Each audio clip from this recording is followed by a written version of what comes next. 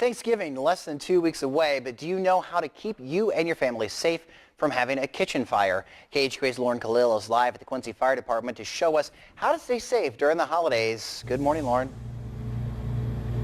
Good morning, Chad. Now, I'm here with Jerry Mass from the Quincy Fire Department. So, Jerry, can you tell me what are some of the common mistakes that people make when it comes to cooking in the kitchen? Well, I think the biggest mistake is leaving food unattended as it warms up on the stove. You know, not being in the room to see that the grease may be getting a little hot, or just not there to catch that that problem before it becomes a big problem.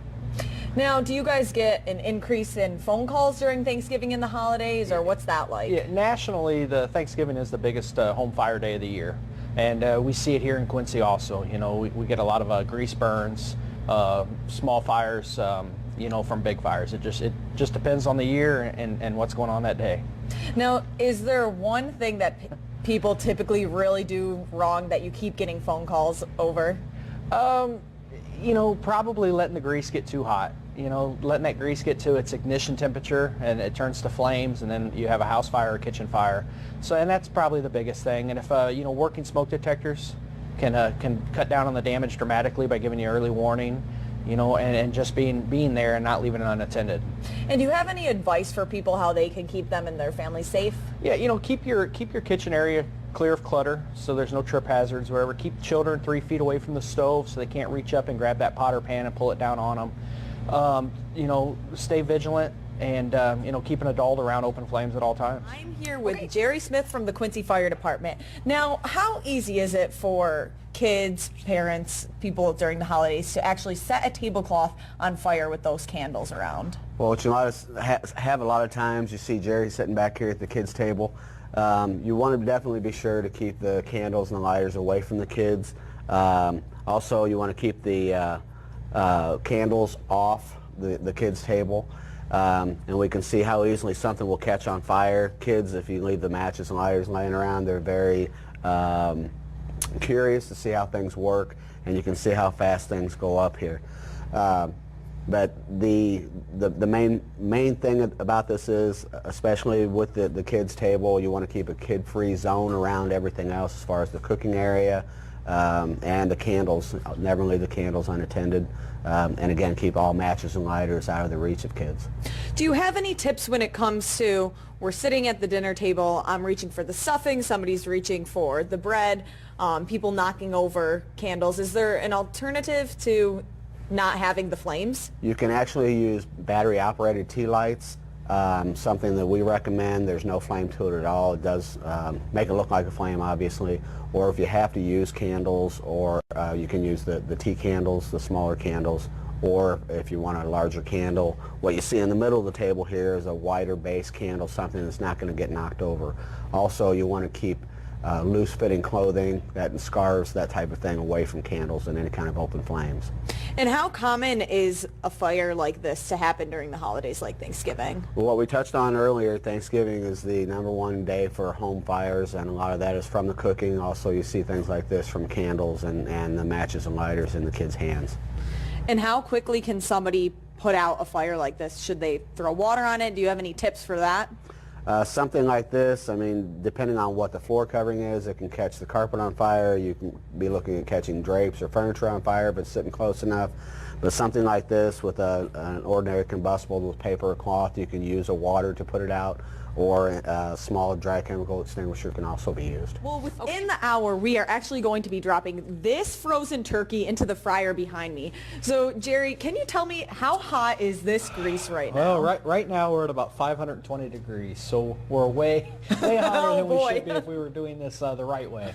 Okay, so tell me, what is the right way if you want to fry your turkey? Well, the right way would be to make sure your turkey's completely thawed out. We don't want to put a frozen turkey in hot grease. The second thing would be is have your grease about 350 degrees. Any hotter than that, and you're looking at where it's into its ignition temperature, where it can catch fire.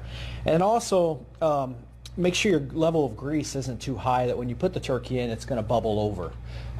What we suggest is that you first put the turkey in the pot using water to see what level you need your grease to be. Now, if somebody is in a hurry and they don't have time to thaw out their turkey, is there any way that you can do it without starting a fire? You'll see if you Google that, you'll see people that use water hose and they spray water on it to try to thaw it, and all you're doing is adding water to the turkey, which water and grease don't mix. So really, the only safe way to do it is to lay it out and let it thaw out naturally.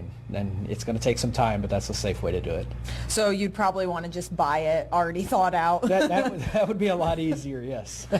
Okay, so when you actually put it in the fryer back there to do it safely, how are you going to drop it in to make sure that you're not going to get on fire? A lot of the turkey fryers, the pots come with a handle to hook into your turkey and drop it in so that you don't come in contact with the grease. But you want to stay as far away as you can so that if it does splatter, you don't end up with them the second, third degree burns that grease can cause. And about how long can you leave it in there before the entire thing is nice and cooked and ready for serving? Well, it's going to depend on a couple different factors: how hot your grease is, how big your turkey is. But you can look up times on the internet, but 3 to 4 minutes per pound is probably a pretty good time.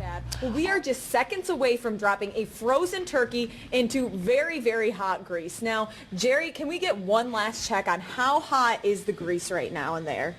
The grease right now is about 550 degrees. Remember, your cooking temperature for the grease should be about 350, and your turkey should be thoroughly thawed. One last safety thing that we want to point out is in case there is any hot grease that flows over, we put the aluminum foil on the hose so as to avoid any burn holes in the hose with free-flowing propane. So we'll go ahead and do this. We'll back out of the way here. Jerry's going to drop that turkey in there.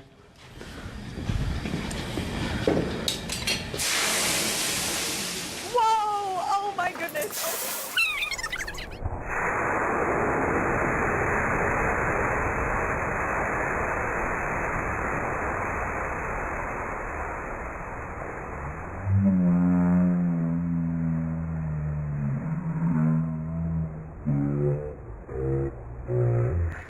Okay, so we are well over the temperature that grease should be to cook your turkey.